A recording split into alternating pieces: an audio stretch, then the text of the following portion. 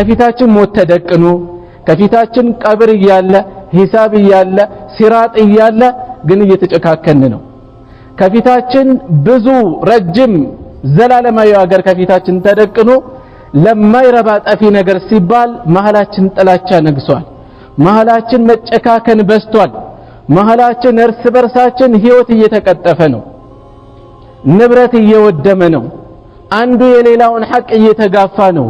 የዚህ ቀዳሚ ሰበብ እዝነት መጥፋቱ ነው፣ መተዛዘን መጥፋቱ ነው። ስንቶች ነን እስላማዊ ነጸብራቅ በላያችን ላይ እየታየ ውስጣችን ግን የልብ ድርቀት ዋግ የመታው መተዛዘን የጠፋ ዒባዳችን ጣዕም ያጣ። አብዛኞቻችን በዚህ ዘመን ሶላታችን ጣዕም አጥቷል። መቼ ነው ዱዓ ያደረኩት ልብ አድርጌ ትኩረት አድርጌ መቼ ነው እስኪ ጀናንስቼ ያ ረብ ያልኩት ተመስጬ ራሳችን እስኪ እንመልከተው። ሶላታችን ውስጥ ጣዕም አለ ወይ? ኢማን እኮ ጥፍጥና አለው። ኢማን እኮ ጣዕም አለው። ኢማን እኮ ወዝ አለው። አለኛ ጋር ጣዕሙ አለ፣ ወዙ አለ፣ ስሜቱ አለ። ለምን አጣ ነው? السلام عليكم ورحمة الله وبركاته. إن الحمد لله نحمده ونستعينه ونستغفره ونعوذ بالله من شرور أنفسنا ومن سيئات أعمالنا. من يهده الله فلا مضل له ومن يضلل فلا هادي له. وأشهد أن لا إله إلا الله وحده لا شريك له وأشهد أن محمدا عبده ورسوله.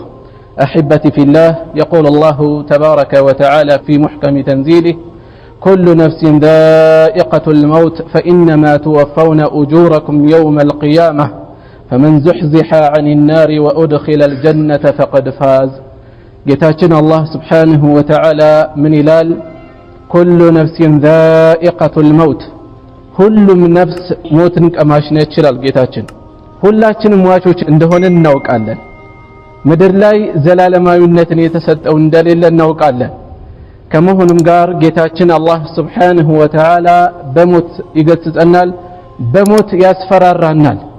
ዓላማው ደግመን ደጋግመን እያስታወስን እንድንርበደበድ አይደለም። ይልቁንም ከሞት በኋላ ህይወት እንዳለ አስበን በቁርጥ ዝግጅት እንድናደርግ እንዳንዘናጋ ማስታወስ ነው። ኩሉ ነፍሲን ዛኢቀቱል መውት فإنما توفون أجوركم يوم القيامة። ከዛ በኋላ ምን አለ እያለን ነው? ሁሉም የዘራውን ያጭዳል እያለን ነው። ሁሉም የዘራውን ያጭዳል። فإنما توفون أجوركم ምንዳዎቻችሁን የምትመነዱት የሚሰጣችሁ يوم القيامة በቂያማ ቀን ነው፣ በትንሳኤ ቀን ነው። ቀጥሎም አላህ سبحانه وتعالى ምን አለ? فمن زحزح عن النار وأدخل الجنة ከእሳት ተርቆ ጀነትን የታደለ ጀነትን እንዲገባ የተደረገ ሰው فقد فاز በርግጥም እሱ ስኬታማ ሆኗል፣ በርግጥም እሱ እድለኛ ሆኗል ይላል አላህ سبحانه وتعالى። ማንሳት የፈለኩት ነገር ኢንሻአላህ الرحمة والتراحم ማዘንና መተዛዘንን የሚመለከት ጉዳይ ነው። ይችን አንቀጽ እንደ መግቢያ ያነሳሁበት ነጥብ ምንድነው? ከፊታችን ሞት ተደቅኖ ከፊታችን ቀብር እያለ ሂሳብ እያለ ሲራጥ እያለ ግን እየተጨካከን ነው። ከፊታችን ብዙ ረጅም ዘላለማዊ ሀገር ከፊታችን ተደቅኖ ለማይረባ ጠፊ ነገር ሲባል መሃላችን ጥላቻ ነግሷል። መሃላችን መጨካከን በስቷል። መሃላችን እርስ በርሳችን ህይወት እየተቀጠፈ ነው። ንብረት እየወደመ ነው። አንዱ የሌላውን ሐቅ እየተጋፋ ነው። የዚህ ቀዳሚ ሰበብ እዝነት መጥፋቱ ነው፣ መተዛዘን መጥፋቱ ነው። ስለሆነም ሞት እያለ ለምን እንጨካከናለን? ሂሳብ እያለ ከፊታችን ሂሳብ ተደቅኖ ሲራጥ ተደቅኖ ሂሳብ ተራ ነገር አይደለም። ከአላህ ፊት ያለ አንድ አስተርጓሚ እርቃናችንን ተፋጠን ለሂሳብ ስንቀርብ በአይነ ህሊናችን እንሳለው። እስኪ ራሳችንን እንመልከተው እስኪ ከሩቅ አድርገን እዛ ቦታ ላይ አቁመን እንየው። ይሄንን የሚመለከት የሆነ አካል የቀብር ጨለማ ውስጥ ራሱን ብቻውን አድርጎ የሚመለከት አካል እጁ እሺ ብሎት ይታዘዘዋል ወይ ለበደል? የሌሎችን ነፍስ ለማጥፋት የሌሎችን ንብረት ለማውደም ሰዎችን ከሀገራቸው ከቀያቸው ለማፈናቀል የሌሎችን ሐቅ ለመጋፋት ይችላል ወይ? ያስችላል ወይ? ሰዎች አንዳንዴ ይዘናጉ። ህይወታችን በዚህ መጠን ጭካኔ የተሞላበት ለምን ይሆን? በዱንያ ጉዳይ ስግብግቦች ሆነናል። ከአላህ ተግሳጽ ርቀናል። እስላማዊ ተርቢያን ዘንግተናል። ይሄ አጠቃላይ ማህበራዊ የሆነ ቀውስ አስከትሎብናል። በየአቅጣጫው በየጫካው ሰው እያገተ ያለው፣ በየአካባቢው ህዝብን እያፈናቀለ ያለው፣ በተለያየ አካባቢ ተገልጋይን እያንገላታ ያለው ተርቢያ የጎደለው ወጣት ነው። ተርቢያ የጎደለው ወገን ነው። የራሳችን አካል ነው። ብዙ ሰው ዛሬ ሁሉም ለማለት በሚቀርብ ሁኔታ ፖለቲከኛ ሆነናል። ሁላችንም መንግስትን መተቸትን ሙያ አድርገነዋል፣ ንቃት አድርገነዋል። ለመንግስት ልከላከል አይደለም። ለነገሩ የፈለኩት ነገር ምንድነው? ራሳችንን መመልከት ግን ረስተናል። የመንግስት መዋቅር የተወሰነ ነው። እንደ ህዝብ እኮ ነው እየተበዳደርን ያለ ነው። የትኛው መስሪያ ቤት ሄደን ነው በቅንነት የሚያገለግል የምናገኘው? የትኛው ቦታ ሄደን ነው የሰው ሐቅ የሚጸየፍ የምናገኘው? ታክሲ ላይ ገብተን፣ ሐኪም ቤት ሄደን፣ ሱቅ ላይ ሄደን፣ ገበያ ላይ ሄደን በተለያየ አቅጣጫ የምንሰማው የምንመለከተው እሮሮ ነው። የምንመለከተው በደል ነው። ሁላችንም እናማርራለን። የሚማረረው ማን ነው? ሁላችንም እንወቅሳለን። የሚወቀሰው ማን ነው? ሁሉም እየተፈናቀለ ነው። አንድና ሁለት አይደለም፣ አላፍ። አንድና ሁለት አይደለም፣ አላፍ ህዝብ ከቤቱ እየወደቀ ነው ያለው፣ እየወጣ ነው ያለው። ይሄ ሁሉ ረህማን ማጣታችን ያመጣብን በሽታ ነው። ወላጅ ልጅን በምን መልኩ ነው ተርቢያ እያደረገ ያለው? ይሄ በየጫካ እያገተ ያለው እኮ ትናንት ለጋ ልጅ እያለ ተርቢያ የተነፈገው ነው። የእዝነትን ዋጋ ያጣ ነው። የእዝነትን ቂማ ያጣ ነው። ባጭሩ ማንሳት የፈለኩት ስለ ተራሁም መተዛዘን፣ ለሌላ ስለማዘን እንድንተዋወስ ነው። ለሌሎች ማዘን በብዙ አቅጣጫ ልንነጋገርበት፣ አንዴ ሁለቴ አይደለም፣ ደግመን ደጋግመን ልንነጋገር ይገባል። ረህማ ምንድነው? ተራሁም ምንድነው? ለሌሎች መልካምን ማሰብ፣ የሌሎችን ህመም መጋራት፣ የሌሎችን ስሜት መረዳት፣ ለሌሎች ኸይርን ማሰብ፣ ሌሎች ላይ ሸር እንዳይደርስ ለራሳችን የምንጠላው ክፋት፣ ሸር፣ በደል ሌሎች ላይ እንዳይደርስ መቆርቆር፣ እዝነት ይሄ ነው። እዝነት ታሪፍ ብናደርገው ቃላታችን ሊለያይ ይችላል። ስሜታችን ይጋራል። ለሌላ መልካም ማሰብ፣ መቆርቆር፣ ስሜትን መጋራት፣ ክፉ እንዳይደርስ መመኘት፣ ይሄ ነበር እዝነት። ይሄ ነው እዝነት። ይሄ የእዝነት ጉዳይ በጣም ደጋግመን ልንነጋገር ይገባል። ለምንድን ነው የምናነሳው? እንድናነሳው የሚያደርጉ ብዙ ምክንያቶች ስላሉ፣ አንደኛ መተዛዘን ያለው ፈድል ነው። መተዛዘን ያለው ደረጃ ነው። ወደ መተዛዘን መጣራት ያስገደደው ያስፈለገው የመተዛዘን ፋይዳው ቂማው ቀሏል፣ ተዘንግቷል፣ ችላ ተብሏል። ስለሆነም በዚህ ላይ መተዋወስ ያስፈልጋል። መተዛዘን በአማኞች መካከል ምንን ይዘራል? ኢማንን ይዘራል። በተቃራኒው ሐሰድን፣ ምቀኝነትን፣ ክፋትን ይከላከላል። በኡማው ውስጥ አንድነትን ይዘራል። ነብዩ ሰለላሁ ዐለይሂ ወሰለም መተሉል ሙእሚኒነ ፊ ተዋድህም፣ የአማኞች ምሳሌ እርስ በርስ ባላቸው መዋደድ፣ መተዛዘን፣ መቆርቆር ምሳሌያቸው እንደ አንድ አካል ነው አሉ ነብዩ ሰለላሁ ዐለይሂ ወሰለም። እንደ አንድ ሰውነት ነው።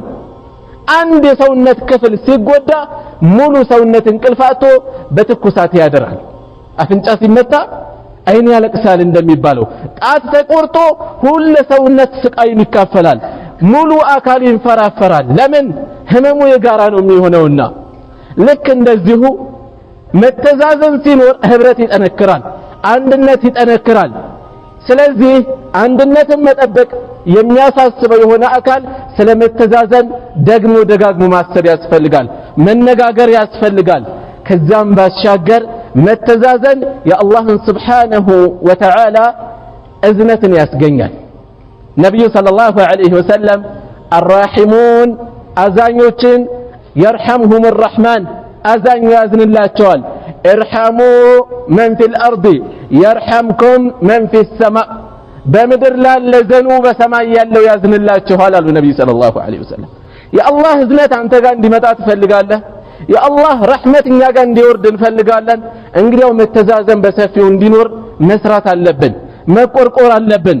ዘር ሳንለይ፣ ጾታ ሳንለይ፣ ዘመድ እያየን ሳይሆን አንዳችን ለሌላችን መተዛዘን መቆርቆር ሊኖር ይገባል እዝነት ልብን ያለሰልሳል መራራት መቆርቆር ልብን ያለሰልሳል ነብዩ ሰለላሁ ዐለይሂ ወሰለም ምን ይላሉ إن أردت أن يلين قلبك لبه እንዲለሰልስ ከፈለክ فأطعم المسكين مسكينوችን አብላ وامسح رأس اليتيم የየቲምን ራሱን ዳብሰው መቆርቆርህን ማዘንህን አሳየው የልብ መለስለስ ይመጣል እዝነት ማለት የውስጥ መለስለስ እንዲመጣ የሚያግዝ ነው እስኪ ከችግረኞች ጎን እንቆም በችግራቸው እንሰለፍ ውስጣችን የሚያደርስ ስሜት አለ ይሄ ስሜት ይመጣ ዘንድ አንዳችን ለሌላችን መቆርቆር ሊኖር ይገባል መተዛዘን አንዳችን ለሌላው በእዝነት ዱዓ ማድረግ አደራ የተባልንበት ነብያዊ ትእዛዝ ነው ነብዩ ሰለላሁ ዐለይሂ ወሰለም አንዳቸው ሲያስነጥሰው ምን ይበላሉ አልহামዱሊላህ ይሄንን ለሰማ ሰው ደግሞ ምን ይበላሉ يرحمك الله الله ይዘንልህ ዱዓ አደራ የተባልንበት ነው ሰው ስንት ያስነጥሰዋል ስንት ነው በዚህ ዱዓ የምናደርገው አላህ ይዘንልህ ስለ እዝነት ይሄን ያክል ታዘናል ወንድማችን እንዲታዘንለት መቆርቆር እንዲኖር ዱዓ ያደረግን ነው ያለነው እንደ ማሽን እንደ ካሴት ድምጹን ማስተላለፍ ነው ማስተጋባት ነው የኡነት ዱዓ ነው ዱዓ እኮ ስሜት አለው በውስጡ ለምን አለው በውስጡ ዝም ብሎ ባዶ ጩኸት አይደለም ውስጣችን ስሜቱ አለ ወይ መተዛዘን ይሄ ፈድል አለው መተዛዘን ከዚህም ባሻገር በርካታ ፈድሎች ይኖሩታል ስለ ፈድሉ ብቻ በማሰብ መተዛዘንን ማስተማር ራሱን የቻለ አንድ በቂ ምክንያት ነው ነገር ግን ከዛ ባሻገር አለመተዛዘን የሚያመጣው ጣጣ አለ አለመተዛዘን መጨካከል የሚያመጣው ጣጣ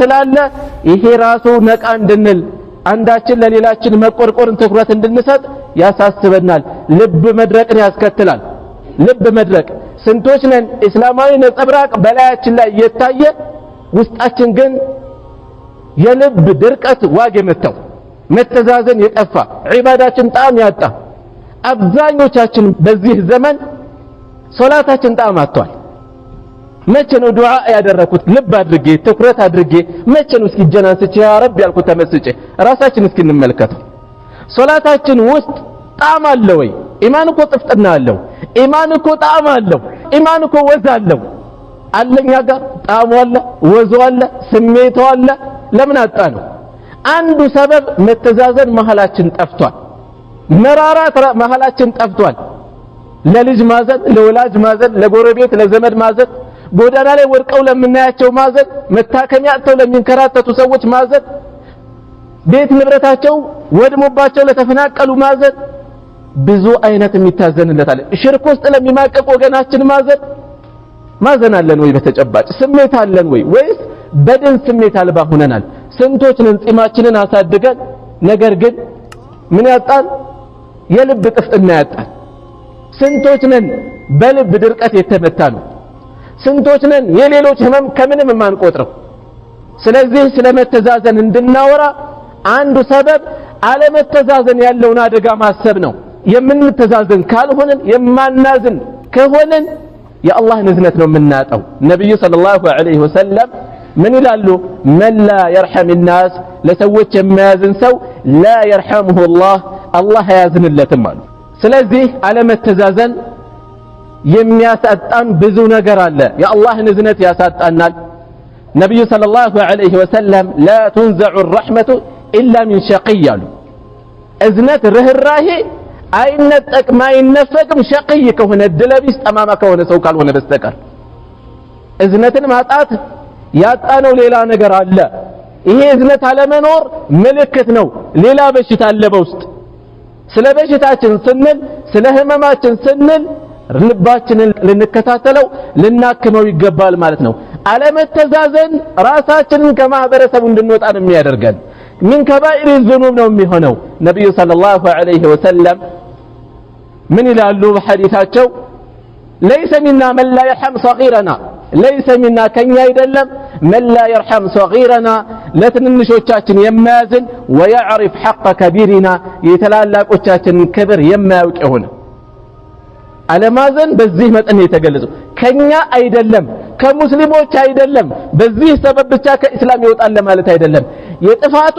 ክብደት ግን በዚህ ደረጃ ነው የሙስሊም ባህሪ አይደለም ይሄ እየተባለ ነው ያለው ከኛ አይደለም እንዲህ አይነት ነገር ያለበት ማዘን አለን ከኛ በእድሜ ለሚያንሰን በአቅም ለሚያንስ በኢኮኖሚ ለሚያንስ በስልጣኑ ለሚያንስ ተገልጋይ ሆኖ ሲመጣ እያንዳንዱ ወንበሩ ላይ የተቀመጠ ሁሉ አገልጋይነቱን ዘንግቶ ጉልበት ማሳያ ስልጣን ማሳያ ማጉላላት ይሄን ማሳየት የእዝነት መጥፋት ነው የተጠያቂነት መጥፋት ነው ራሳችንን አላህ እንዲያዝንልን ከፈለገን ለሌሎች ማዘን መቆርቆር ሊኖር ይገባል ማለት ነው እንኳን አይደለም ለሰው ልጅ ነብዩ ሰለላሁ ዐለይሂ ወሰለም ምን ይላሉ ما من انسان يقتل عصفورا فما فوقها بغير حق ያላግባብ አንድ ሰው عصفور ወፍ የወፍ ዘር ነች ወፍን እንኳን አይገልም إلا يسأل الله عنها يوم القيامة በቂያማ ቀን አላህ የሚጠይቀው ቢሆን እንጂ ስንት ነፍስ እየጠፋ ነው ስንት لا إله إلا الله ያለ ወገናችን እየተገደለ ነው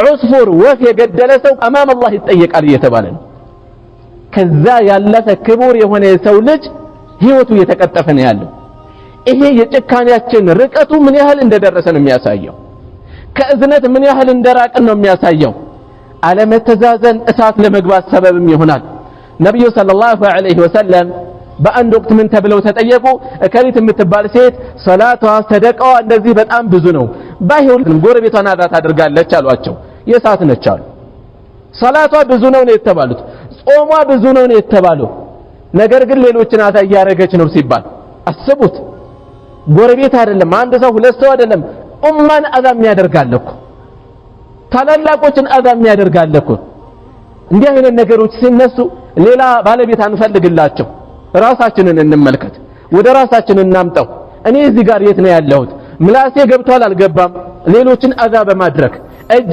ገብቷል አልገባም በተለያየ አቅጣጫ ልንከታተል ይገባል ማለት ነው ስለዚህ ስለ እዝነት እንድናወራ የሚያደርጉን የእዝነት ፈድሉ አለመተዛዘን ያለው አደጋ ከዚያ ባሻገር የነብያችን ሰለላሁ ዐለይሂ ወሰለም ስለ እዝነት የነበራቸው አዛኝነታቸው ተምሳሌትነታቸው እሳቸውን ምሳሌ ማድረግ በራሱ ምንድነው እዝነት ላይ ትኩረት እንድናደርግ የሚያደርግ ብቻውን በቂ ምክንያት ነው አላህ Subhanahu Wa Ta'ala መልእክተኛውን ሰለላሁ ዐለይሂ ወሰለም ሲገልጻቸው ምን ይላል لقد جاءكم رسول من انفسكم በርግጥ መልእክተኛ መጣላችሁ ከራሳችሁ የሆነ ከናንተው የወጣ عزيز عليه ما عنتم እናንተን የሚያስቸግራችሁ ነገር የሚፈትነው የሆነ የሚያስጨንቀው የሆነ حريص عليكم ለናንተ የሚጓጓላችሁ የሆነ የሚሳሳላችሁ የሆነ የሚጨነቅላችሁ የሆነ بالمؤمنين رؤوف رحيم በአማኞች ላይ ርህሩህና አዛኝ የሆነ ይሄ ብቻውን ለእዝነት ትኩረት እንድንሰጥ የሚያደርግ በቂ ምክንያት ነው መልእክተኛውን ሰለላሁ ዐለይሂ ወሰለም ተምሳሌት ማድረግ ህይወታቸውን ጸባያቸውን መላበስ የእሳቸውን ባህሪ ለመላበስ መጣር ብቻውን በቂ ነው ለመተዛዘን ትኩረት እንድንሰጥ ማለት ነው እናታችን አይሻ የኡሁድ ዘመቻ ላይ ከደረሰው የከፋ ነገር ገጥሞ ያውቃል ወይ ብላ ጠየቀቻቸው የኡሁድ ዘመቻ ላይ ምን ደርሶባቸዋል ጥርሳቸው ተሰብሯል ራሳቸው ደምቷል የለበሱት የብረት ቆብ ልብሱ አካላቸው ላይ እስከሚገባ ደርሷል ብዙ ደርሶባቸዋል እና ሐምዛን አጥተዋል ከዚህ የከፋ ነገር ደርሶባል ወይ ስትላቸው ነው ይሄን ያነሱት ወደ ጧይፍ በሄዱ ጊዜ የገጠማቸውን የደረሰባቸውን በርካታ ሞኞችን አስተማርተው በድንጋይ ተቀጥቅጠው ሲመለሱ ጥገኝነት ቢጠይቁም ይሰጣቸው አጥተው አስቡት ገንዘብ አልጠየቁ ስልጣን አልጠየቁ ንግስና አልጠየቁ ባካቸው لا اله الا الله በሉ ከሳት ዳኑ ነው ያሉት ይሄ ጥፋት ሆኖ ነው ያስደበደባቸው ይሄ ጥፋት ሆኖ ነው በዛ ሁኔታ ተዋርደው ተሸማቀው የተመለሱት ቀርነ ፈዓሊብ ስደርስ ነው የነቃሁት አሉ ምን ያህል ቢያማቸው ምን ያህል በሐሳብ ቢዋጡ እንደሆነ አስቡት ረጅም ርቀት እስከሚጓዙ የት እንዳሉ ያውቁ ምናብ ውስጥ ገብተዋል ጅብሪል መጥቶ ይሄው በተራራ ላይ የተወከለ መልአክ መጥቶላል ከፈለክ በሁለቱ ተራራ መሃል ያለውን ህዝብ ይጨፈልቅልሃል አላቸው ነብዩ ሰለላሁ ዐለይሂ ወሰለም አልፈልግም ነው ያሉት ምናልባት ከነሱ ጀርባ የሚወጡ አላህን በተውሂድ የሚገዙ ሰዎች ይወጣሉ በያስባለሁ አሉ ብዙ ትምህርት አለ በዚህ ውስጥ ከነዚህ ውስጥ አንዱ የነብዩን ሰለላሁ ዐለይሂ ወሰለም ሶብራቸውን እስኪ ተመልከቱት በዚህ ደረጃ ኡሁድ ላይ ከደረሰባቸው የበለጠ የተሰማቸው ከመሆኑ ጋር አውርተው ታያውቁ የሚገርም ጉድ አይሻ እስከምትጠይቃቸው ለማንም አላወሩትም ይሄን ሁሉ ዘመን ዝም ብለው ነው ያሉት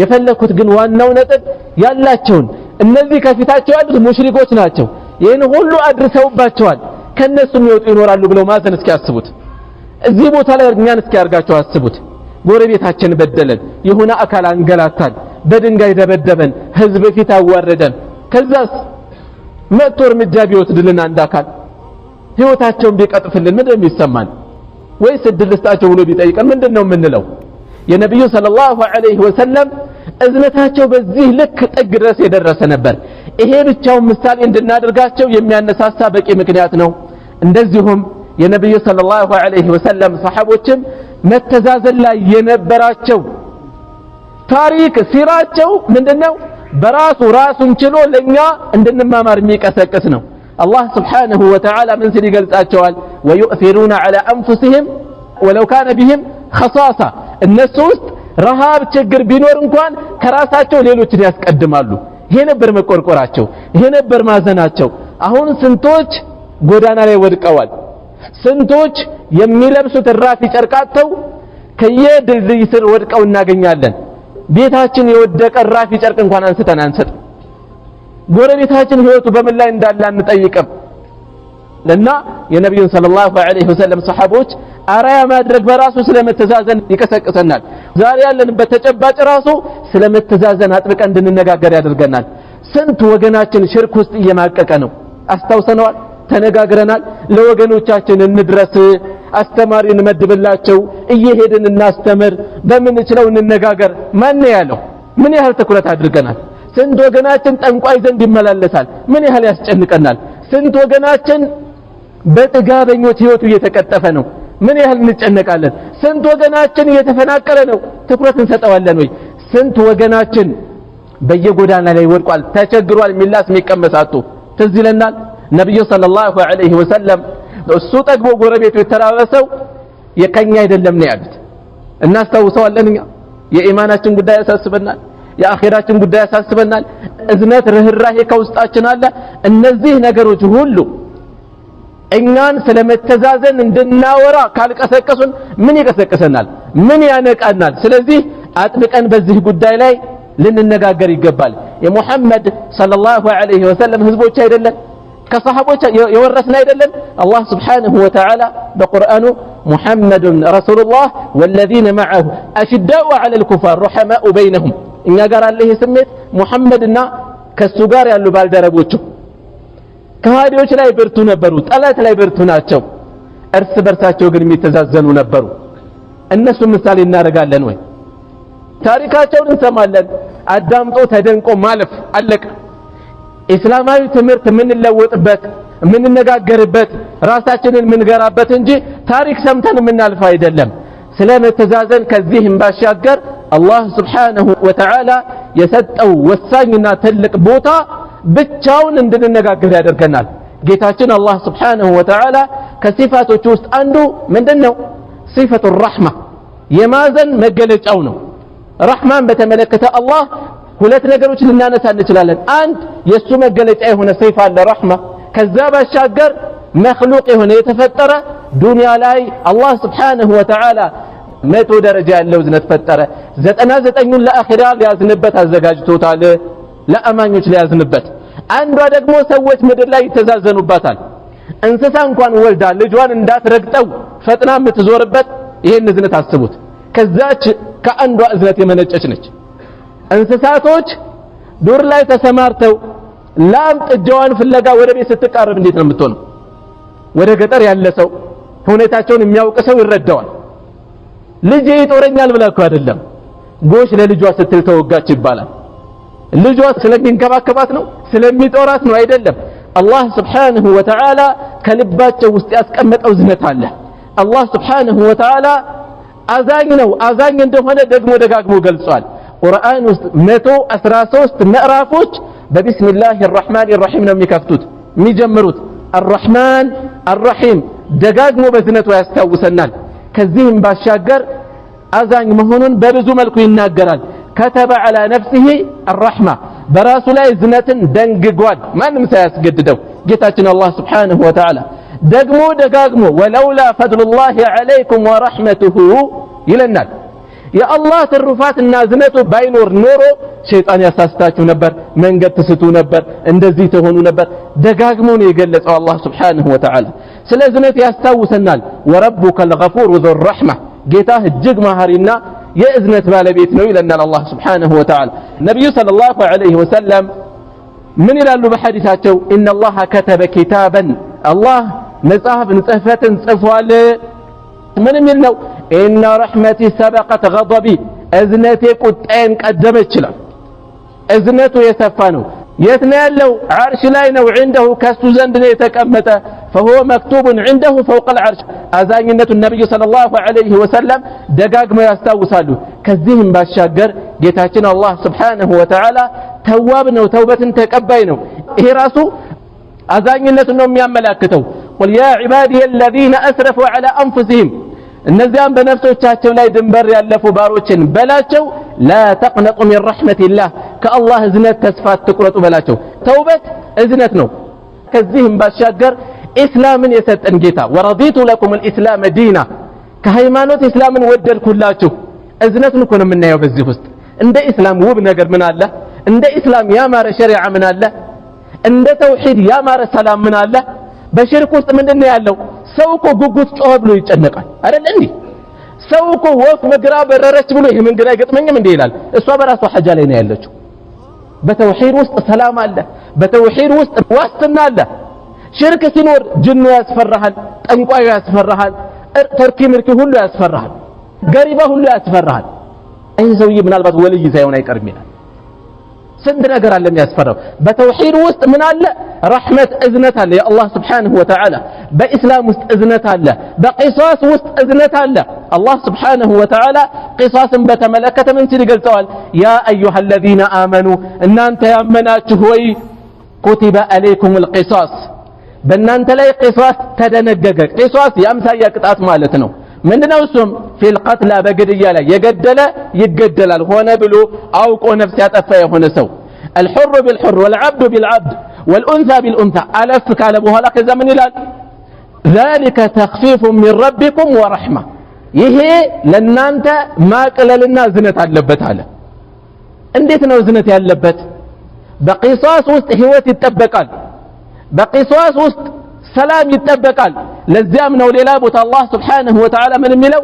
ወለኩም ፊል ቂሳስ ሐያቱ ያ ኡሊል አልባብ፣ እናንተ የህሊና የልቦና ባለቤቶች ሆይ ቂሳስ ውስጥ ለእናንተ ህይወት አለ አለን። ነፍስ ያጠፋ ነፍሱ እንደሚቀጠፍ ሲያውቅ እጁን ይሰበስባል። ዛሬ ነፍስ ያጠፋ ሰው 10፣ 5፣ 20 ሰው ገሎ 15 ዓመት ተፈረደበት ይባላል።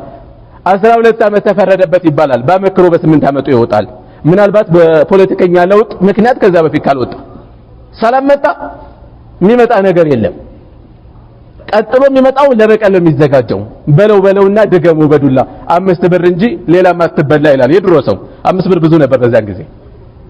ያሳሰበው 5 ብር ነው። በዚህ ደረጃ መግደልን ያበረታታል። ለምን? ህጉ ገች አይደለም፣ መላሽ አይደለም። በመግደል ነው ማንነቱ የሚጠበቀው። ህግ ስለማይገታው፣ ህግ ስለማይሰብረው በምንድነው የሚከበረው የሚጠበቀው? ቤተሰቦችን የሚያስከብረው በጉልበቱ ነው። አባትሽ አይገድል፣ ወንድምሽ አይገድል፣ አርሶ ያብላሽ እንጂ ሆድሽ እንዳይጎድል ይላል። ሆድ መሙላት፣ አርሶ ማብላት በቃ ተራ የሆድ ጉዳይ፣ የሆድ ጥያቄ ነው። መግደል ነው ጀግንነት። አያችሁት አይደል? ህግ ሲጠፋ ማለት ነው። ነገር ግን ጌታችን አላህ Subhanahu Wa Ta'ala ምን እያለን ነው? ወለኩም ፊል ቂሳስ ሐያት፣ በቂሳስ ውስጥ ህይወት አለ ይላል አላህ። አናፍርበትም። ዛሬ ይሄንን ህግ ኋላ ቀር አድርጎ ሊነግር የሚሞክራል። የማናፍርበት ይልቁንም የምንኮራበት ህጋችን ይሄ ህግ ባለመኖሩ ነው ነፍስ የረከሰው። ዛሬ ይሄ ህግ ባለመኖሩ ነው ጥጋበኛ እንደፈለገ በየጎዳናው ምን የሚያደርገው የሌላውን ነፍስ የሚቀጥፈው። ገድዬ ለመንግስት እጅን ይሰጣሉ ይላል። የሚከተለው ይሄ ነው። በቃ ሌላ ነገር የለማ። ስለዚህ ሸሪዓችን ውስጥ እዝነት አለ። አላህ Subhanahu Wa Ta'ala ኢስላምን ሲሰጠን ለኛ አዝኖልን ነው። ሌላው ቀርቶ ክልከላዎች ምን አላቸው? እዝነት አላቸው። ከሚከተል ቅጣት የሚጠብቁ ናቸው። ጌታችን አላህ Subhanahu Wa Ta'ala በሶላቱ በዘካው እዝነት ነው ያደረገልን። ወአቂሙ الصلاة وآتوا الزكاة وأطيعوا الرسول لعلكم ترحمون ይላል። ሶላትን ስገዱ፣ ዘካን ስጡ፣ መልእክተኛውን ታዘዙ ይታዘንላችሁ ዘንድ። ረህማን ያለው በዚህ ውስጥ እዝነት ነው ያለው። ከእዝነት ውስጥ መልእክተኛ መላኩ ነው ጌታችን አላህ Subhanahu Wa Ta'ala وما أرسلناك إلا رحمة للعالمين ለዓለማት እዝነት አድርገን የላክንህ ነብዩ ሰለላሁ ዐለይሂ ወሰለም እዝነት ናቸው ቁርአን እዝነት ነው وننزل من القرآن ما هو شفاء ورحمة للمؤمنين ለአማኞች እዝነትም የሆነ ነው ከቁርአን ቁርአናችን እዝነት ነው ረህመት ነው ከዚያም ባሻገር ጌታችን አላህ Subhanahu Wa Ta'ala ባሮችን መፈተኑ ራሱ እዝነት ነው ህመም በሽታ ውስጥ እዝነት አለ በበሽታው ለሶበረ ወንጀሉ ይረግፍለታል በበሽታው ለሶበረ አኺራን ያስታውስበታል በበሽታው ለሶበረ ተውበትን ይዘጋጅበታል መታመም ለተውበት እንዲያስር ይሄ ነገር ሞት እየቀረብኩ እንዳይሆን ተውበት ያደርጋል የሰው ሐቅ አለበት ይመልሳል እያንዳንዱ ፈተና ከጀርባው ምን አለው እዝነት አለው የአላህ Subhanahu Wa Ta'ala ስለዚህ እዝነት በዚህ ደረጃ አንገብጋቢ ከሆነ አስፈላጊ ከሆነ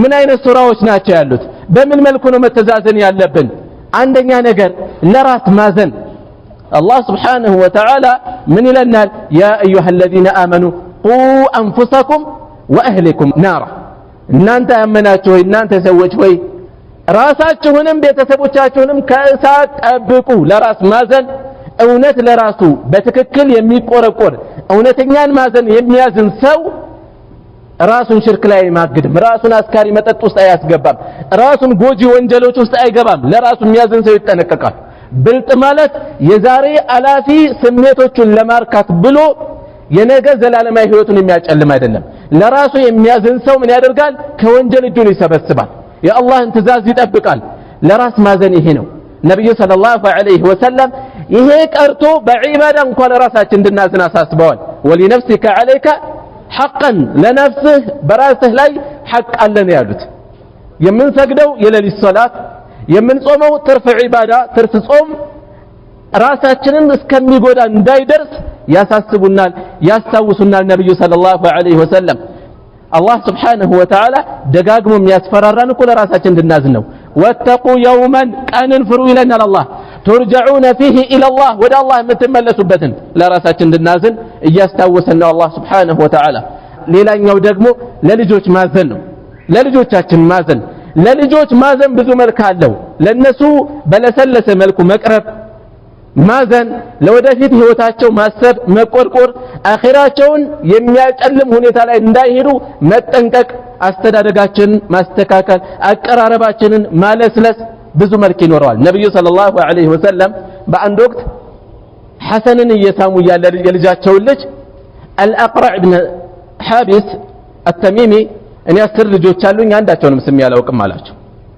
من لا يرحم لا يرحم አሉ የማያዝን አይታዘንለትም አሉ አስቡት ልጅ መሳም በራሱ ምን አይነት ትርጉም እንደተሰጠው من لا يرحم لا يرحم የአላህን እዝነት ማግኛ ሰበብ ተደርጎ ነው የተጠቀሰው ቀላል የሚመስል ነገር አንድ አዕራቢ መጥቶ ምን አላቸው ልጆችን ትስማላችሁ እንዴ እኛ እኮ ልጆችን አንሰምም አላቸው ምን አሉት ነብዩ ሰለላሁ ዐለይሂ ወሰለም አላህ እዝነትን ከነጠቀ እንግዲህ እኔ ምን አደርጋለሁ አሉት ከራሳቸው አልፈው ለሌሎች ልጆች ያዝናሉ ነብዩ ሰለላሁ ዐለይሂ ወሰለም ኡሳማ ብኑ ዘይድ ምን ይላሉ በአንድ ወቅት ነብዩ ሰለላሁ ዐለይሂ ወሰለም እኔን በአንድ ታፋቸው ላይ የልጃቸው ልጅ በሌላ ላይ አስቀምጠው ካቀፉን በኋላ ምን አሉ ነብዩ ሰለላሁ ዐለይሂ ወሰለም ጌታዬ ሆይ እኔ እነዚህን አዝንላቸዋለሁ አንተ ዘንላቸው አሉ ለልጆች ዱዓ ማድረግ ተዝለና ለልጆች እንዲሁ ማንሸራሸር ብቻ አይደለም የሚፈልጉትን ሁሉ መስጠት ብቻ አይደለም አቀራረባችን ጤነኛ ነው ወይ አያያዛችን ጤነኛ ነው ወይ ጤነኛ ሲሆን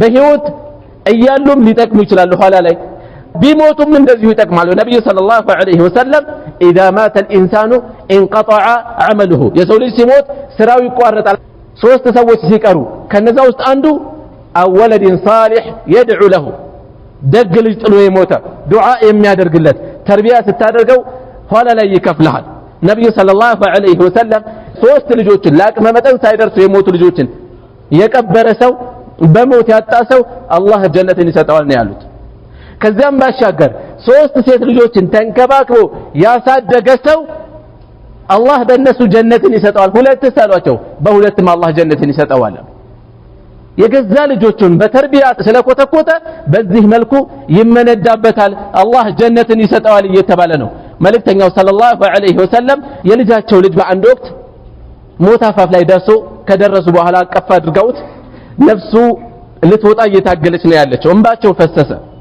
ምንድነው ደግሞ ይሄ ብለው ጠየቋቸው። የተከለከለው ዋይታ ለቅሶ ይሄን የሚጨምር መስሏቸዋል። ይሄ የአላህ እዝነት ነው፣ በአማኞቹ ልቦና ውስጥ ያስቀመጠው ይሆናል። እዝነታቸውን እየገለጹ ልጃቸው ኢብራሂም ሞት አፋፍ ላይ ያለ ስመው አሽትተው ከዛ በኋላ ሲታገል እያዩ እንባቸው ፈሰሰ። ህይወቱ ነፍስ ወጣች። ሩሑ ስትወጣ ምን አሉ ነብዩ ሰለላሁ ዐለይሂ ወሰለም? ኢነል ዐይነ ተድመዕ፣ አይኖችን ባያፈሳሉ፣ ወልቀልበ የሕዘን፣ ልብ ያዝናል አሉ። ወላ ነቁሉ ኢላ ማ የርዳ ረቡና፣ ጌታችን የሚወደውን እንጂ ክፉ ነገር አንናገርም። ወኢና ቢፊራቅከ ያ ኢብራሂም ለመሕዙኑን፣ ኢብራሂም ሆይ አንተን በማጣታችን እኛ በእርግጥ ማዝነናል አሉ። በልጆች ማዘን ይሄ ራሱ ነብያዊ እስቴት ነው። ለወላጅ ማዘን አቅማቸው ያለ ማዘን አለ። በተለይ እድሜ ሲገፋ፣ በተለይ አቅም ሲያጥራቸው፣ በተለይ ሲታመሙ ደግሞ የበለጠ መቆርቆር፣ የበለጠ አደራ ኃላፊነት አለ። አላህ ስብሓንሁ ወተዓላ በቁርአኑ ምን ይላል? ኢማ የብሉገነ ዐንደከ አልኪበረ አሐዱሁማ አው ኪላሁማ፣ አንዳቸው ወይም ሁለታቸው እርጅና በሚደርሱ ጊዜ ፈላ ተቁል ለሁማ ኡፍ፣ እጭ እንዳትላቸው፣ ኡፍ እንዳትላቸው። ከዛ ያለፈ ቃል እኮ ብዙ አለ ዛሬ የምንሰማው፣ ዛሬ የምንሰማ አይደለም ያለንበት ዋቂያ። ነገር ግን ኡፍ እንዳትላቸው። በተለይ እርጅና ሲኖር፣ ወጣትነት ሲኖር፣ አቅም ሲኖር ወላጅ ራሱ ሐቁን ሊያስከብር ይችላል። አቅም እየከዳው ሲሄድ ራሱን መቆጣጠር ሲያቅተው ትንሽ ትልቋ ትብሰዋለች። ያሳለፈው ውለታ መካዶ ያመዋል። እዘኑ የበለጠ እየተባልን ነው። አላህ ስብሓንሁ ወተዓላ ወላ ተንሃርሁማ፣ ትገላምጣቸው፣ ወቁል ለሁማ ቀውለን ከሪማ፣ ለስላሳ የሆነን ቃል ተናገራቸው ይላል። ስለዚህ በህይወት እያሉ አቀራረባችንን ማሳመር፣ ማዘን፣ ከሞቱ በኋላም ማዘን፣ ለነሱ ዱዓ ማድረግ፣ ዝምድናቸው መቀጠል፣ ሰደቃ ማውጣት። አንድ ሰሐቢ መጥቶ ለነብዩ ሰለላሁ ዐለይሂ ወሰለም እናቴ ድንገት ሞተች፣ እንደው ፋታ ብታገኝ ኖሮ ብትናገር ሰደቃ እንዳደርግላት የምትናዘዝ ይመስለኝ ነበር፣ ልሰድቅላት ወይ ብሎ ጠየቃቸው። አዎ አሉት ነብዩ ሰለላሁ ዐለይሂ ወሰለም። እንደዚሁ ሌላ ሰሐቢያ አባቴ ግመል ላይ መቀመጥ አይችልም፣ የአላህ ድንጋጌ ሐጅ ወጅቦበታል፣ እኔ ላርግለት ወይ አለች። አርግለት አሏት። ሌላኛውም እንደዚህ አባቴ ሐጅ ወጅቦበት ነበር አላደረገም፣ ላርግለት። ጾም ግዴታ ነበረበት፣ ልጾምለት ወይ? የሰው ሐቅ ቢኖር ትከፊ ነበር አይደል? አዎ የአላህ ሐቅ የበለጠ ሊከፈል ይገባል። የወላጆች ሐቅ ትዝ ይለናል። ለወላጆች ዱዓ ማድረግ፣ ወላጆች ዕዳ ካለባቸው መክፈል፣ ሐጅ ወጅቦባቸው ሳያደርጉ ከሆነ የሞቱት ሐጅ ማድረግ፣ ጾም ወጅቦባቸው ቀዷ ማውጣት በሚችሉበት ሁኔታ ላይ ሆነው መዘናጋት ገጥሟቸው ከሞት እንጾምላቸዋለን። ሌሎችም ኸይር ስራዎች ላይ ለወላጆች ማዘን ጥቆማ ነው የምሰጠው። ያንዳንዱ ነጥብ ብዙ ነገር ሊኖረው ይችላል። ከዛ ባሻገር ነብዩ ሰለላሁ ዐለይሂ ወሰለም ለቤተሰብ ለባለቤት ማዘንን አስተምረዋል። ኢስላም ይህንን አጥብቆ ያስተምራል። መልእክተኛው ሰለላሁ ዐለይሂ ወሰለም ኸይሩኩም ሊአህሊሂ ወአና ኸይሩኩም ሊአህሊ ይላሉ። ከናንተ በላጭ ማለት ለቤተሰቡ ለባለቤቱ ምርጥ የሆነ ነው፣ በላጭ የሆነ ነው። እኔ ከናንተ ለባለቤቴ በላጭ ነኝ አሉ። ለባለቤቱ ማዘን፣ መቆርቆር፣ ሲበላ ማብላት፣ ሲጠጣ መጠጣት፣ አያያዙን ማሳመር፣ ማዘን፣ መቆርቆር፣ ለዲኗም ለዱንያውም የሚበጃትን እሷም እንደዚሁ ለሱ መተዛዘን። አላህ ስብሓንሁ ወተዓላ ይህንን ተአምር ብሎ ነው የጠራው። ወሚን አያቲሂ አን ኸለቀ ለኩም ሚን አንፉሲኩም አዝዋጀን ሊተስኩኑ ኢለይሃ፣ ወደ እሷ ትረጉ ዘንድ ከናንተ መቀናጆን የትዳር አጋር ማድረጉ ነው። ወጀዐለ በይነኩም መወደተ ወረሕማ፣ በመካከላችሁ መዋደድንና እዝነትን ያደረገ ጌታ ነው ይላል። መዋደድና እዝነት ትዳራችን ውስጥ ሰበብ እያደረስን ይመጣል ኢንሻአላህ። ልባችን ከሸፈተ ይሄ ስሜት ሊርቅ ይችላል። እኛ ሰበቡን ካደረሰን ይሄ ይቀርባል። ስለዚህ ለትዳር አጋር ለባለቤት ማዘን፣ መተዛዘን፣ ከዛም ባሻገር ለምስኪኖች ማዘን፣ ለደካሞች ማዘን የታዘዝንበት ነው። ጌታችን አላህ ስብሓንሁ ወተዓላ ለደካሞች ማዘንን ለችግረኞች ማብላትን በተመለከተ ምን ብሎ ነው የገለጸው? ፈለቅተሐመ ልዐቀባ ወማ አድራከ መልዐቀባ ፈኩ ረቀባ። ዐቀባ ብሎ ነው የጠራው። አቀበት ዳገት አድርጎ ነው የጠራው። ለብዙ ነፍሶች ይከብዳል።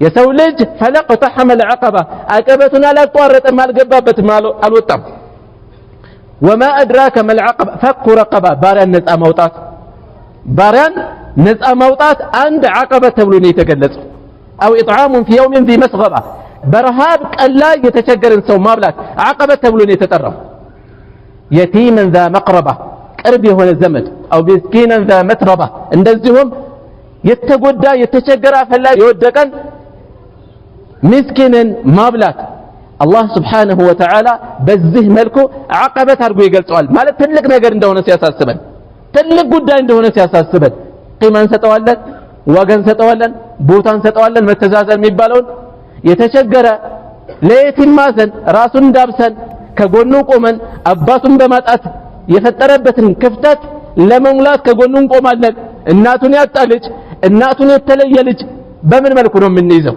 ስብራቱን ለመጠገን ከጎኑ እንቆማለን ወይ እነዚህ ደካሞችን ማዘን የሚመለከቱ መረጃዎች እጅግ ብዙ ናቸው ነብዩ ሰለላሁ ዐለይሂ ወሰለም انا وكافل اليتيم في الجنه هكذا ብለው ሁለት ጣቶቻቸውን ያመላክታሉ እኔና የቲምን የሚንከባከብ የሆነ ሰው ጀነት ውስጥ እንደዚህ ነን አንድ ላይ ነን ይላሉ ለደካሞች መቆም ነገ አላህ Subhanahu Wa Ta'ala በተሻለ ዋጋ እንዲከፍለን ያደርገናል ስለዚህ ድግሶቻችንን እንታዘባቸው ምስኪኖች ይጣዱባቸዋል መልእክተኛው ሰለላሁ ዐለይሂ ወሰለም شر الطعام طعام الوليمه ይላሉ ከምግብ ክፉ ማለት የድግስ ምግብ ነው አሉ የሰርግ ምግብ ነው የሚፈልጉት ይገፋሉ የማይፈልጉት ይጠራሉ ምስኪኖች ፌስታል ይዘው ትራፊ እንዲሰጣቸው ከበር ወደዛ ከልካይ መላሽ ተቆመባቸው ውጪ ቆማሉ ውጪ ላይ ይደረጋሉ የሚፈልጉት ራሳችንን እኮ እዛ ቦታ ላይ ብናደርግ ነገሩ ቀላል ነበር የሰው ህመም ይገባል ነበር ስለዚህ ለምስኪኖች ማዘን ለአላህ ማበደር ነው አላህ ደግሞ የበለጠ ብዙ ጥፍ አድርጎ ይከፍላልና አንድ የእዝነት ከሚንጸባረቅባቸው ዘርፎች ውስጥ አንዱ ይሄ ነው በሌላ በኩል ደግሞ ለህዝብ ማዘን ለኡማ ማዘን እንደ ኡማ የት ነው ያለነው አንዳችን ለሌላችን የበኩላችንን በመወጣት ላይ ልንተዛዘን ይገባል ኢማም የሆነ ሰው ከኋላው ለተሰለፉት ሊያዝን ይገባል ነብዩ ሰለላሁ ዐለይሂ ወሰለም ሙዓዝ ኢብኑ ጀበል ቁርአን አስረዝመው የተወሰኑ ሰዎች በዛ በመቸገራቸው ምክንያት ወቀሳ ቢያሰሙ አፈታኑን አንተ ያ ሙዓዝ አንተ ፈታኝ ነህ ወይ ነው ያሉት ሌላ ሐዲስ ላይ ኢነ ሚንኩም ሙነፍሪን ከናንተ ውስጥ ሰዎች የምታስበረግጓላችሁ አሉ አሰጋጅ የሆነ ሰው ከኋላው ደካሞች ይኖራሉ ባለ ጉዳዮች ይኖራሉ እነሱን ታሳቢ ያድርግ ይላሉ ላስረዝም ፈልጌ ይላሉ ነብዩ ሰለላሁ ዐለይሂ ወሰለም የህፃን ልጅ ለቅሶ ስሰማ እናቱ ትረበሻለች ብዬ አሳጥራለሁ ይላሉ ሱብሃንአላህ እዝነታቸው በዚህ መጠን ነበር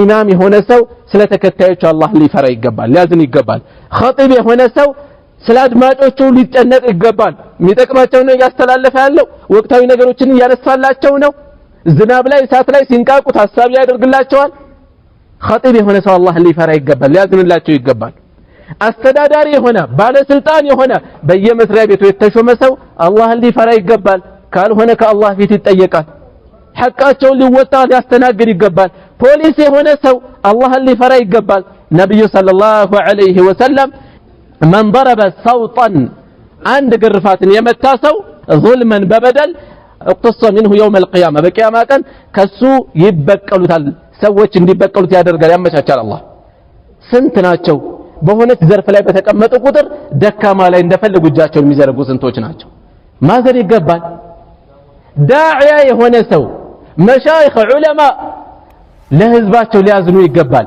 ሽርክ ገዳይ ነው ነብዩ ሰለላሁ ዐለይሂ ወሰለም ሽርክን አስመልክቶ እንቅልፍ ይነሳቸው ነበር ምቾት ይነሳቸው ነበር እሳቸው መዲና ተቀምጠው የመን የሚመለክ ጣዖት እንቅልፍ ነስቷቸው ማንንም ይገላግለኝ ይሉ ነበር ان الله لا يغفر ان يشرك به አይምረውም እየተባለ ነው የሚመለከታቸው ዱዓት ዑለማ የሽርክን ጉዳይ ዝም ሊሉ አይገባም ሰዎች የኖሩበት ስለሆነ ሲነኩ ሊከፋቸው ይገባል ነገር ግን ሊያሳስበን የሚገባው አኺራቸው ነው ቀስ አድርገን የበለጠ በሚቀበሉበት መንገድ ቀርበን ልንመልሳቸው ይገባል ነብዩ ሰለላሁ ዐለይሂ ወሰለም የኔና የናንተ ምሳሌ እንደ አንድ ሰው ነው አሉ እሳት እንዳቀጣጠለ ከዛ ዙሪያውን የእሳት ራቶች ፌንጣዎች በረሮች እየመጡ እሳት ሊገቡ ይታገላሉ ሰውየው ሊመልሳቸው ይታገላል እኔና እናንተ ልክ እንደዛ ነን አሉ ወደ እሳት ልትገቡ ትታገላላችሁ እኔ ትጥቃችሁን ይዤ ወደ ኋላ ልመልስ ትታገላለሁ ሰዎች አላፊ ጥቅሞችን በማሰብ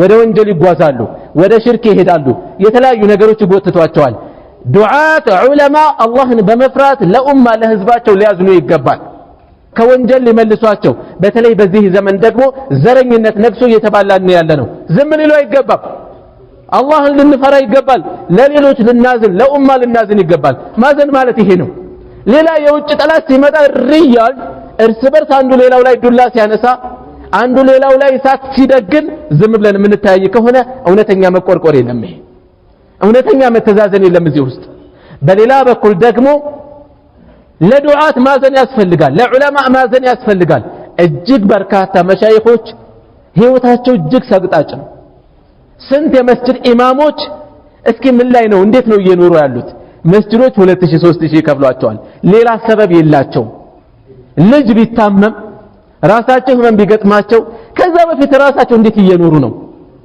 ልንፈቅዳቸው ይገባል በምን ላይ እንዳሉ ልናይ ይገባል አንዳንዶች የተመቻቸውን እያየን ሁሉም የደላው እየመሰለን ነው አላህ ልንፈራ ይገባል ባለቤቱ ያቀለለውን አሞሌ ሌላው ያከብረውም ይባላል የራሳችንን የዲን አስተማሪዎች ካላከበርናቸው ለዲናችን ነው ዋጋ የነሳነው ለዲናችን ነው ትኩረት የነፈግነው ስለዚህ መሻይኾችን ሙአዚኖችን ዱዓትን ዑለማዎችን ልናዝንላቸው ይገባል ህይወታቸው እንዴት እየገፉ ነው ያሉት እንዴት ነው እየኖሩ ያሉት ከጎናቸው ነው አለን ወይ ይሄ ለዲናችንም ከመቆርቆር ነው ለራሳችንም ከመቆርቆር ነው እነሱ ሲችሉ ነው ለሌላ መትረፍ የሚችሉት ከዛም ባሻገር ወላጆች አላህን ፍሩ ለልጆቻችሁ ዘኑ እውነተኛ ተርቢያን አድርጉ የለት ደስታቸውን ያስቀደምን ዱንያቸውንም አኺራቸውንም የሚያጠፋ ሁኔታ ላይ ሲሰማሩ እያየን ዝም አንበል የፈረንጅ ተርቢያ ለልጆች አይጠቅም ጨካኝና ክፋያ ዚኑረን አይደለም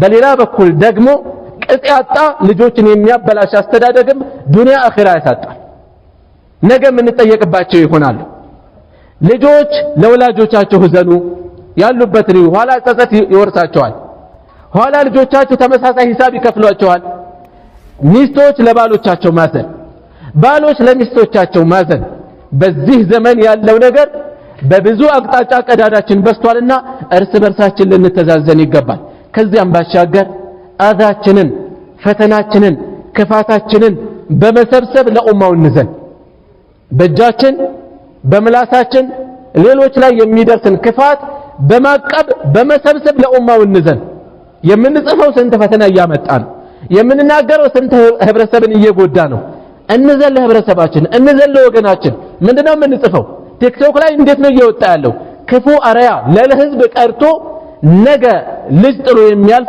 ልጅ ቢያየው የሚያሸማቅ ምንድነው ጥለን እያለፍን ያለነው ለኡማ ምንድነው ለህብረተሰባችን ጥለን እያለፍን ያለነው ለህዝባችን ልንቆረቆር ይገባል ለህዝባችን ምሳሌ አርያ እንጂ መሆን ያለብን ክፉ ምሳሌዎች ሆነን እሴቱ ልንሸረሽር አይገባም ከዚያም ባለፈ ለጎረቤቶቻችን ማዘን ኑሯቸው ምን ይመስላል ልጆቻቸው ምን ሁኔታ ነው ያላቸው የኛ ቤት የነሱ ቤት የኛ አለባበስ የነሱ አለባበስ የኛ አመጋገብ የነሱ አመጋገብ የሚፈጥረው ስሜት አለ አላህ Subhanahu Wa Ta'ala ኒዕማን ሪዝቁን የሚያከፋፍለው እሱ ነው እኛን ሰጥቶ በኒዕማ ከፈተነን እነሱ በችግር እየፈተነ ነው ፈተናውን የምናልፈው እኛ አላህ የጣለብንን ሐቅ ስንወጣ እነሱ ደግሞ በሶብር ነው ነጋዴዎች አላህ ሊፈሩ ይገባል ለህዝብ ሊያዝኑ ይገባል እናስታውስ ነብዩ ሰለላሁ ዐለይሂ ወሰለም ኢነ التجار هم الفجار ይላሉ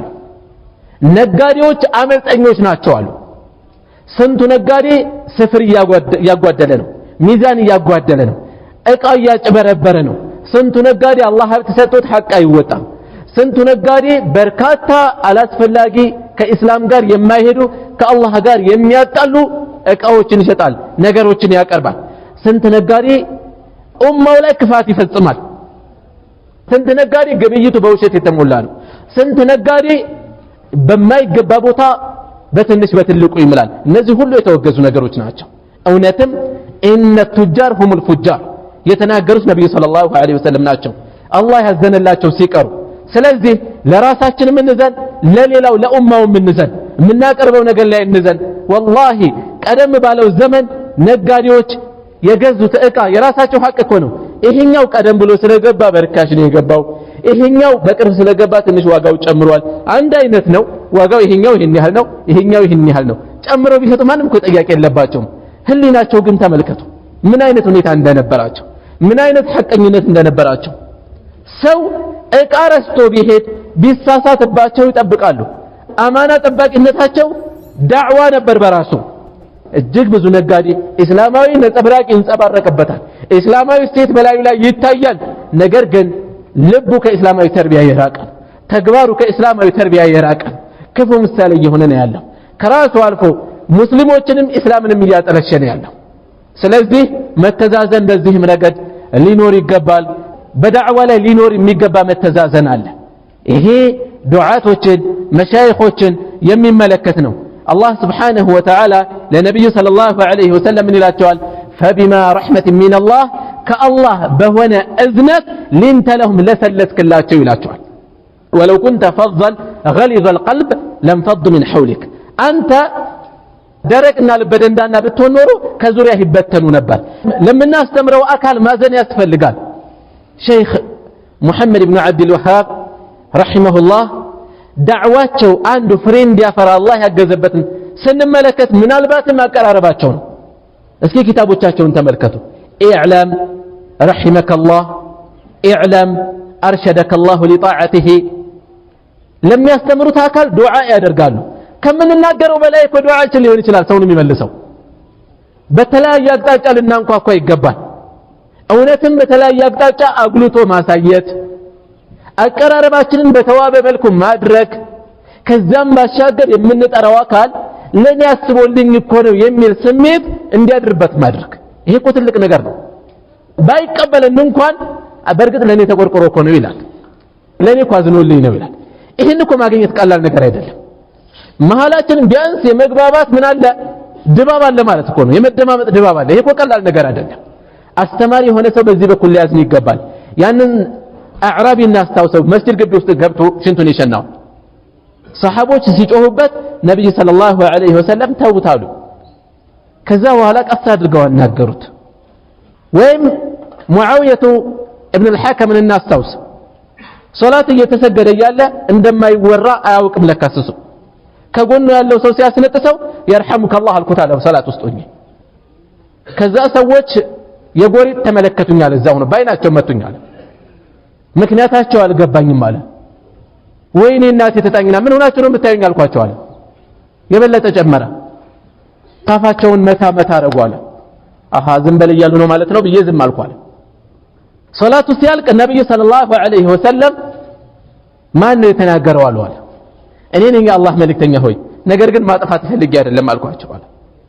እንደሳቸው አይነት አስተማሪ ከዛ በፊትም አላየሁ ከዚህ በኋላም አላይም አለ። አልመቱኝ፣ አልሰደቡኝ፣ አልገላመጡኝ ያሉኝ ነገር እቺ ሶላት እኮ እየሰወረ አይገባባትም ብለው በአደብ አስተማሩት። አቀራረባቸው ሲማርከው ተረፍኩኝ እፎይ ብሎ ዝም አይደለም ያለው። እንዲያውም ለሌላ ጥያቄ ነው ያነሳሳው። የአላህ መልእክተኛ ሆይ እኛ አካባቢ ጠንቋይ ዘንድ የሚሄዱ ሰዎች አሉ፣ እንዴት ነው? እንዳትሄድ አይደረግም፣ አይፈቀድም እሱ። እንደገና እኛ ጋር ጤራ ገድ የሚፈጽሙ ሰዎች አሉ። አያችሁት? ከመነሻው ላይ ቢያስበረግቡት እነዚህን ጥያቄዎች መጠየቅ ይችላል? አይችልም፣ አያልፍም። ነገር ግን ያስተናገሩት ነገር ሙሉ ጤነኛ የሆነ ድባብ እንዲኖር አድርገውታል። አእምሮ በተረጋጋ መንፈስ ላይ ስለሆነ ዘና ብሎ ሌላ ነገሮችንም መጠየቅ ያዘ። አስተማሪ የሆነ ሰው በዚህ በኩል ደግሞ እዝነት ሊኖረው ይገባል ለሚያስባቸው ለሚያስተምራቸው አካላት ማለት ነው። ከዚያም ባሻገር ለሰራተኞቻችን ማዘን፣ አመጋገባቸው ላይ ማዘን፣ በምንችለው ቃል ገብተን ከሆነ ቃላችንን መጠበቅ። ይሄን ያክል ወር ከቆየሽ እንደዚህ ያደርግልሻለሁ፣ ይሄን ያክል ካገለገልክ እንደዚህ ያደርግልሃለሁ። ቃል መጠበቅ፣ ደሞዛቸውን ላባቸው ሳይደርቅ መስጠት፣ ራሳችንን እነሱ ቦታ አድርጎ መመልከት። እነሱ ቀጣሪ እኛ ተቀጣሪ ብንሆን ብለን ማሰብ አለብን። ኢስላም አጠቃላይ የእዝነት እምነት ነው። ይሄን መዘንጋት የለብንም። ሁሌ እዝነትን ማሰብ አለብን። በዙሪያችን ላለው ከኛ በላይም ከኛ በታችም ላለው በግራ በቀኝ ላለው ሁሉ እዝነት የሚባለው ነገር ከውስጣችን መምጣት አለበት፣ መታሰብ አለበት፣ ሁሌ መታወስ ይኖርበታል ማለት ነው። ከዛ ባሻገር ነጋዴዎችን የሚመለከት التراحم في البيع والشراء እርስ በርሳችን ሁላችንን ስንገዛ ስንሸጥ መተዛዘን። ስንገዛ ስንቶች በየጎዳና ላይ የወደቁትን ሶፍት ይዘው ሲዞሩ ከነሱ ብንገዛቸውስ ያውም ጨመር አድርገን 10 ብር የሚሸጥ ከሆነ 50 ብር አድርገህ ብትሰጠው ካለ 12 አድርገህ ብትሰጠው የገዛኸውን ነገር ስትገዛ ጨመር አድርገህ ብትሰጠው አልባሌ ቦታ ላይ ገብቶ ብዙ መጠን ያለው ቲፕ ይሰጣል። አንድ ዕቃ ከሰፈር ደሳሳ ሱቅ 100 ብር ዋጋ ካለው አንዳንዱ ሰው ከፍ ያለ ቦታ ላይ ሄዶ 200 ቢገዛም ይመርጣል። ደረጃዬን አይመጥንም የሚል አለ። ለምን? መግዛቱ እኮ ራስ ማገዝ ነው። ስትገዛ ያውም መልሱን እዛው ያዙት ብለህ ብትጠላ ብትወጣ ጨመር ብታደርግላቸው ወይም ደግሞ ሻጭ ነህ ጨመር አድርገህ ብትሸጥላቸው መተው ዳቦ ገዙ። በየጊዜው ነው ዋጋ የሚቀያየረው። 20 ብር ይዞ ዳቦ ሊገዛ መጣ። አይ ይሄኛው 12 ብር ሆኗል አልከው። አንድ ዳቦ ገዝቶ ሊሄድ ነው። ያስችልሃል? ጨመር አድርገህ ስጠው። ዕዳ በመከፋፈል ላይ ስንከፍል ጨመር አድርጎ መክፈል።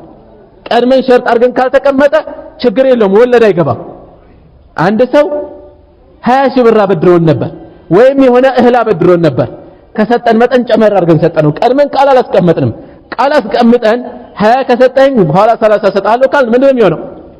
ሪባ ነው፣ ወለድ ነው የሚሆነው።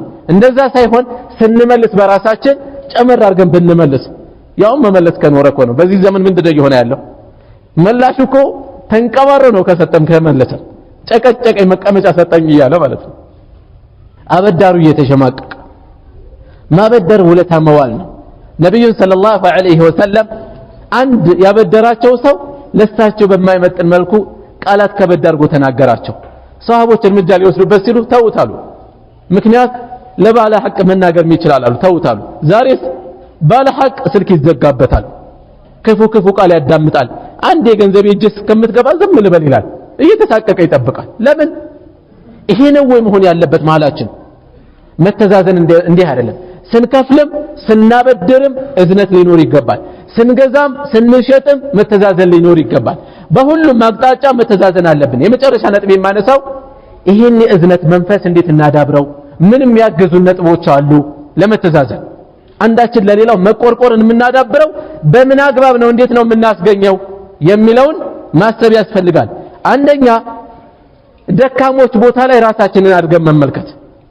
መታከሚያ አጥቶ ቅስሙ የተሰበረ ሰው አለ። እስኪ ራሳችንን እዛ ላይ እናድርገው። የሚላስ የሚቀመስ አጥቶ የተቸገረ ሰው አለ። እንመልከታቸው ከልቡ ነን። ዝም ብለን ምንም እንዳላየን እንዳላፊ ነገር ሳይሆን ትኩረት ሰጥተን እንመልከታቸው። ራሳችንን እነሱ ቦታ እናድርግ። ያኔ ስሜቱ ወደኛም ይመጣል። እዝነትም ማግኘት ያለው ዋጋ ሳለፍን። ስለዚህ በዚህ መልኩ እዝነትን ልናዳብር እንችላለን። ከዚያም ባሻገር የእዝነትን ፈዳኢል ማስተዋል፣ የመተዛዘንን ፈዳኢል ማንበብ፣ ማዳመጥ፣ የነቢዩን ሰለላሁ ዐለይሂ ወሰለም እና የተከታዮቻቸውን መልካም ሥራ ፈለጎቻቸውን ማሰብ። እንዴት ነበር የሚተዛዘኑት ለአንዱ ለሌላው? ዑመር ብን ኸጣብ ረዲየላሁ ዐንሁ ቀብለ الإسلام ላይ ሰው ነበሩ። በጣም የሚፈሩ በጣም የሚያንገላቱ ጨካኝ ነበሩ። ከሰለሙስ በኋላ ዑመር በለቅሶ ነበር የሚታወቁት፣ በማዘን ነበር የሚታወቁት። በየቤቱ እየሄዱ በመከታተል ሰዎች ምን በሉ ብለው በመጨነቅ የሚታወቁት በዚህ ነበር። ኢስላምን ካገኙ በኋላ ግን እንዲህ አይነት ሰው ሆነዋል። ኢስላም ለዚህ ካላበቃን መቼ ነው የምንረጥበው? እኛ መቼ ነው መተዛዘን የሚመጣው? ስለዚህ የቀደምቶቻችንን ታሪክ ሲራቸውን ማጥናት፣ ለራሳችን የምንወደውን ለሌላ መውደድ፣ ለራሳችን የምንጠላውን ለሌሎች መጥላት የሚለውን እስቴት ለማዳበር ሰበብ ማድረስ፣ መታገል፣ ዱዓ ማድረግ፣ ሰበብ ማድረስ። በነገራችን ላይ ነፍስ ሩህ ልክ እንደ አካል ነች፣ እንደ ሰውነት ነች። የአካል ክፍላችን እንቅስቃሴ በጨመርን ቁጥር እየጎለበተን የሚሄደው እየጠነከረን የሚሄደው። ዛሬ 10 ፑሻፕ እየተልመጠመጠ የሰራ ሰው ሳምንት ቢቆይ 20-30 ይሰራል አይደለ? ሰውነቱ እየጠነከረን የሚሄደው። ነፍስም እንደዛ ነች። ኸይርና ስለምዳት እየጠነከረች ነው የምትሄደው። ዝም ካልንስ በዛም በዚህም መንታ ልጆችን ይዛ ሜዳ ላይ የወደቀች ሴት እያየን ስሜት አልባልን ምንም አይመስለንም፣ ጥለን ነው የምናልፈው። እያለው ምንም አይመስልም፣ ተራ ይመስለናል። ውስጣችን ግን የተጎዳነው ነገር ስላለ ነው እንደዛ የምናልፈው። ሰው እየቻለ የተጎዳ እያየ አቅሙ እያለ ትንሽም ብትሆን ነብዩ ሰለላሁ ዐለይሂ ወሰለም ኢተቁ النار ولو بشق تمرة ነው ያሉት አይደለ? በተምር ከፋይ እንኳን ብትሆን ከሳት ተጠበቁ። ሰደቃ ላይ ሰዎች ሲያዋጡ ድርሻለን ወይ እንፈልገው ራሳችንን። ለምን 50 ብር 100 ብር አትሆንም? ያቺ 50 ብር 100 ብር መጠሯ ብቻ አይደለች የምትጠቅመን፣ ባህሪያችንን እስቴታችንን እንድናጎለበት ትጠቅመናለች። የእዝነት ስሜታችን ከውስጣችን የበለጠ እንዲዳብር ይጠቅመናል። ሩህ ነፍስ ልክ እንደ አካል ነች፣ ልክ እንደ ህፃን ነች። ህፃን ልጅ ትኩረት ካልሰጠችው እናቱ ይሄ ልጅ ደርሷል ጡት ላስጥለው ካላለች 5 ዓመትም 6 ዓመትም ሆኖ ጓደኞቹ ጋር እየተጫወተ ተመልሶ መጥባት ነው የሚፈልገው። ሲጫወት ቆይቶ አንዴ እየሮጠ መጥቶ መጥባት ይፈልጋል። ልጅን በጊዜ ካላስጣሉት ማደጉን አያውቅም ይባላል። ነፍስ ልክ እንደዛ ነች። ካልተከታተልናት ይሄን ስሜት አታዳብርም። ለሌላ ማዘን፣ ለሌላ መድረስ፣ ለሌላ ችግር መድረስ ከዚህ ስሜት ውጪ የሆነበት ምክንያት እንፈልገው ተሳትፎ ስለሌለ ነው። አነሰም በዛም በዚህም የሆነች ኸይር ላይ ተሳትፎ ይኑረን። የሰው ህመም ያመናል፣ የሰው ጉዳት ይጎዳናል፣ የሰው ጭንቀት ያስጨንቀናል። ይሄ እኮ ትልቅ እሴት ነው። ይሄ ትልቅ ኒዕማ ነው። በዚህ ውስጥ ለሰው በማድረግ መደሰት ወላሂ ሰው ሰክሮ ይደሰታል፣ ሰው በዝሙት ይደሰታል። አንተ በሰደቃ መደሰት ማለት እኮ ትልቅ ነገር ነው። ቀደምቶቻችን እናስታውስ፣ ያለንበትን ደስታ ንጉሶችና የንጉሳን ልጆች ቢያውቁ ኖሮ ሊነጥቁን ሰይፍ ይመዙብን ነበር ነው ያሉት። ደስታቸው በምን የመጣ ነው? በኸይር ስራ በዒባዳ የመጣ ኸይር እኮ ነው። ደስታ እኮ ነው የሚያወሩት። ተመልከቱ፣ በሶላት ይደሰታሉ፣ በጾም ይደሰታሉ። ሌላ ዓለም ነው ያሉት እነሱ። ኢብኑ ተይሚያ ረሂመሁላህ እኔ እኮ ጀነት ልቤ ውስጥ ነው ያለው፣ ሰዎች ምን ያደርጉኛል አሉ። ዘመቻ ሲበዛባቸው ከያቅጣጫው ልቤ ውስጥ እኮ ነው ያለችው፣ ምን ያደርጉኛል አሉ። አንዱ ይገደል ብሎ ሐሳብ ሲሰጥ፣ ሌላኛው ወህኒ ይግባ ሲል፣ ሌላኛው ከሀገር ይባረር ሲል መተው ነገሯቸው። ምን አሉ? ከሀገር ቢያባረሩኝ ለኔ ሲያሐ ነው፣ ጉብኝት ነው የሚሆነኝ አሉ። የጌታዬን ተፈጥሮ አይበታለሁ። ወህኒ ቢያስገቡኝ ቢያስሩኝ ለኔ ኸልዋ ነው፣ ተገልዬ ዒባዳ ፈጽምበታለሁ፣ ከሰው ዛዛት አግልዬ ዒባዳ አደርግበታለሁኝ አሉ። ቢገሉኝ ለኔ ሸሂድነት ነው አሉ። ጠላቶቼ ከዚህ ውጭ ምን ሊያደርጉኝ ይችላሉ አሉ። አስቡት፣ እያንዳንዱ የመጣው ስጋት እሳቸው በመልካም ነው የሚተረጉሙት፣ እሳቸው በመልካም ነው የሚያስቡት። ቅንነት ሲኖር እንደዚህ ነው። ዱንያ በአጠቃላይ የዒባዳ መስክ ማድረግ ይቻላል። ለሌሎች ማዘን የሚባለው ብዙ ገጽታ አለው። ለሌሎች በማዘን ውስጥ ምን አለ? እርካታ አለ፣ ደስታ አለ፣ ጣዕም አለ። ይሄንን ፈልገው ሰበብ እያደረስን ሰበብ ካላደረስን አይገኝም። ከልብ ካለቀሱም ባይገደም ይባላል። ከልብ ከተቆረቆርንበት፣ ከልብ ካሰብንበት ይሄንን የእዝነት መንፈስ እኛ ጋር ማዳበር እንችላለን። ስለዚህ በኸይር ስራ ተሳትፎ ላይ ትንሽም ትሁን እንገኝ። መንገድ ላይ ምስኪን እናገኛለን፣ ምን አድርገን ነው የምናልፈው? ትራንስፖርት ላይ አቅመ ደካሞች እናያለን፣ ጸጉን እየፈተለ ቁጭ ብሎ የሚያሳልፍ ጎረምሳ አለ። እንዴት ነው የሚያስችለው? ለምን በእግርህ አትሄድም? ታክሲ ላይ እየተጋፉ ነው አቅመ ደካሞች ከኋላ ቆሙ፣ አንተ ከኋላ መጥተህ በጉልበት ስትገባ እንዴት ነው የሚያስችለን? ራሳችን እነሱ ቦታ አድርገን እስኪ እንመልከተው። አዕማ አይነ ስውር መንገድ ላይ እየተጓዘ ነው፣ ምን አለ ዱንያ ዛርገን ብናሻገረው። ሌሎችም ጉዳዮች ላይ የፈለኩት የእዝነትን እሴት ለማዳበር ተሳትፎ ይኑረን። ተሳትፎ ሲኖር ያኔ ራሳችን እናያዋለን። ሌላ ስሜት እያቆጠቆጠ እየጨመረ ይመጣል። ለሌሎች በማድረግ ላይ ደስታ መላበስ፣ ለሌሎች በመድረስ ላይ መልካም እሴትን መላበስን ስለሚያመጣልን በብዙ አቅጣጫ ይህን ስናደርግ ደግሞ አላህ ስብሓንሁ ወተዓላ የበለጠ በሆነ ኒዕማ ይከሰናል። ወማ ትቀድሙ ሊአንፉሲኩም ሚን ኸይሪን ተጅዱሁ ዐንደ አላህ ሁወ ኸይረን ወአዕዘመ አጅራ ይላል አላህ ስብሓንሁ ወተዓላ። ከመልካም ነገር የምታስቀድሙት የበለጠና መልካም የፋፋ ሆኖ ታገኙታላችሁ ከአላህ ዘንድ ምንዳውን ይለናል። ስለዚህ እኛ የበለጠ በለፋን ቁጥር የበለጠ አላህ ይከሰናልና በእኽላስ ሰበብ ልናደርግ ይገባል። የፈለኩት ሁላችንም ዱዓቶች ነን እንዳቅማችን በየጎዳናው ስለ እዝነት አጥብቀን መተዋወስ፣ ስለ መተዛዘን አጥብቀን መተዋወስ ያስፈልጋል። ምክንያቱም በዚህ ዘመን መጨካከን ነግሶ ህይወት እየተቀጠፈ ነው። መተዛዘን ጠፍቶ ሰው እየተፈናቀለ ነው። መተዛዘን ጠፍቶ ሰው እየታገተ ነው።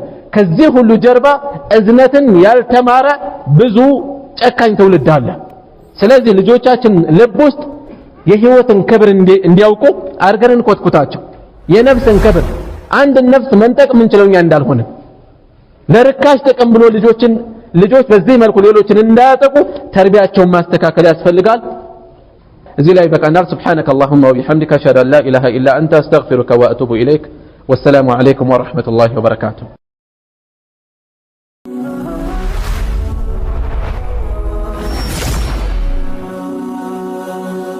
ሰብስክራይብ በማድረግ ቤተሰብ ይሁኑ።